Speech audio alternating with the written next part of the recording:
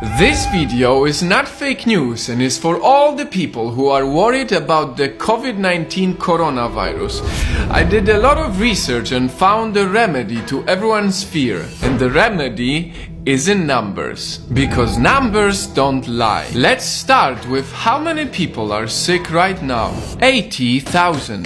That's quite a lot, but out of this, 77,000 people are in China. So if you're not from China, that should remove 96% of your worry. Now let's assume somehow you got the virus. In the extremely unlikely event of you getting the virus, 81% of the cases are mild, 14% of the cases are moderate, and only 5% of the cases are critical, which means that you are very likely to recover from it. And if you somehow get to a critical state, if you compare COVID-19 to SARS, it had a 10% fatality rate, while COVID-19 has only a 2% fatality rate. That is a 5 times smaller number than SARS. Having said all of this, let's dive even deeper into the numbers to make you feel safer. If you consider the age, the possibility of dying goes even lower.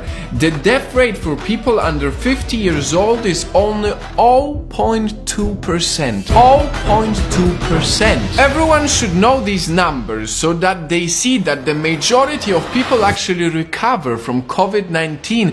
This knowledge is essential so that less people worry. If you are under 50 years old and not living in China, you are much more likely to win the lottery, which is 1 in a 45 million chance, than actually dying from the virus. Remember, numbers don't lie. This video is about COVID-19, but we can all learn more from it.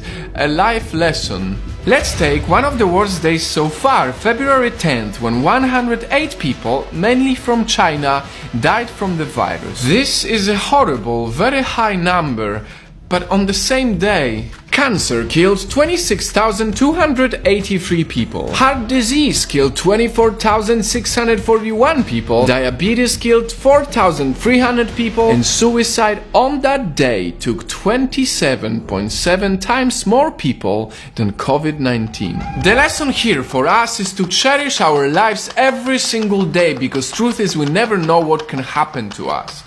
Now, going back to COVID-19, the rules haven't changed. You still should wash your hands often to prevent the spread of the virus. Additionally, the CDC, the Centers for Disease Control and Prevention, recently said that the most likely way this disease is spread is through sneezing.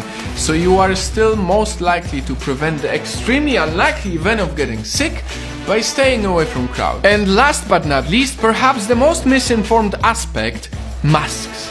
This is coming from CDC as well. The people who are not sick do not need masks at this time. I said it in my last video. The main purpose for the mask is if you feel like you might be sick and don't want to risk sneezing on other people. Whew. I did a lot of research. This is a lot of facts and numbers, but they are important. As of 24th of February, there is no reason to panic. If there's anything we can do is to use COVID-19 as a reminder to care for our lives always, and not only when we're afraid. Because a bad diet, driving while drunk, or smoking is thousands of times worse than any coronavirus. Before I end this video, I want to touch one last topic that's very important to me: racism. A lot of people are using COVID-19 as an excuse to be racist against Chinese people, and it shouldn't be like that. It's not okay. We should not judge a whole nation based on an event like this. Racism sucks, and we need to all come together to not only battle the virus, the fake news and the panic, but also racism. So that a few months from now, when hopefully everyone is safe and we have the virus under control, we will all be able to say that we did our absolute best to fight the virus and not fight each other.